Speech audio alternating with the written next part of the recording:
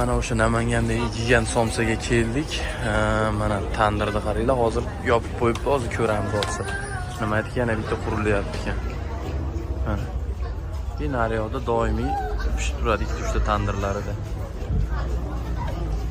Joylarni ko'rsatadigan bo'lsam sizlarga, joylari.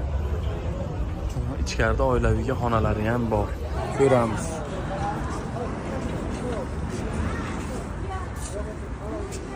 Tandir ochilib, ancha yengillab qoldi. Mushashliklar.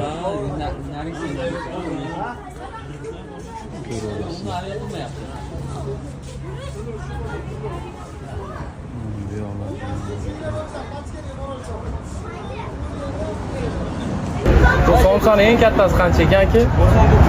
99 ming. Asartib ekan. Nima somsasi 99 ming. Qancha o'tishasiz?